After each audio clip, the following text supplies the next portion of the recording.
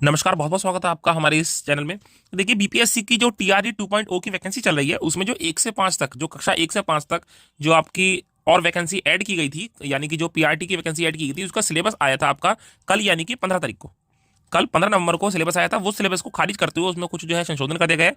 वो हालांकि सिलेबस तो देखकर ही पता लग रहा था कि वो चेंज होगा ही। देखिए, क्योंकि ये पीआरटी की वैकेंसी है और पीआरटी की वैकेंसी के अंदर हम किसी भी चीज को प्राइमरी दिखा नहीं सकते, और इन्होंने यहाँ ऐसे ही किया था क्योंकि प्राइमरी की वैकेंसी थी, तो किसी भी सब्जेक्ट को आप वेटेज दे नहीं सकते। जब हम जूनियर लेवल से उठते हैं या और ऊपर लेवल की जब हम टीचिंग करते हैं, वहां पर तो आप किसी एक सब्जेक्ट से के टीचर बनते हो, तो इसलिए वहां पर आप किसी एक सब्जेक्ट को वरीयता दे सकते हो। लेकिन वही गलती यहाँ पर की गई थी, जैसा कि हम बात कर रहे थे कल भी आपसे। तो वैसा ही हुआ। देखिए, ये आपका सिलेबस दिया गया था जो कि 3 पार्ट में था। इसको ना देखते हुए सीधा आपको दिखाते हैं अब आपका सिलेबस क्या है।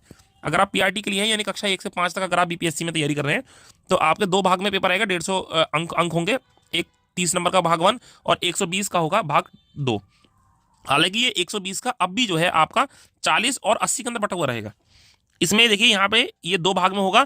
भाग पहला जो है वो आपका है लैंग्वेज का, जिसमें जिसमें हिंदी, उर्दू या बांग्ला, ये 3 भाषा में से कोई एक भाषा आपको चुननी होगी। और भाग जो दूसरा होगा, इसमें हमारा सामान्य अध्ययन है। सामान्य अध्ययन ये भूगोल, पर्यावरण, जिसको आप जीएस मानते हैं वो चीज़, और एनसीईआरटी और एससीईआरटी, उनसे रिलेटेड जितने भी क्वेश्चन हैं इसके अंदर पूछा जाएगा। ये पूरा ही एमसीक्यू बेस्ड आपका क्वेश्चन पेपर होगा। बस इसमें जो भाग है, जो भाग तीसरा है, भाग तीसरा ना रख करके भाग 2 हो गया, यानी आप कह सकते हैं कि मर्ज हो चुके हैं। भाग जो 2 था और भाग 3 था वो मर्ज हो चुके हैं। और निगेटिव मार्किंग यहाँ पे नहीं होगा। ये आपके लिए एक, अब कुछ स्टूडेंट को ये बात अच्छी लगती है कि निगेटिव मार्किंग है, कुछ स्टूडेंट को लगता है कि निगेटिव मार्किंग नहीं होनी चाहिए। यानी खैर, किसी और वीडियो में इस बात में हम डिस्कस करेंगे कि निगेटिव मार्किंग होने पर हमें क्वेश्चन पेपर कैसे अटेम्प्ट करना चाहिए, और निगेटिव मार्किंग नहीं होती है तो क्वेश्चन पेपर कैसे अटेम्प्ट करना चाहिए। चलिए, मिलते हैं आपसे अगली वीडियो में। नमस्कार, जय हिंद, जय भारत।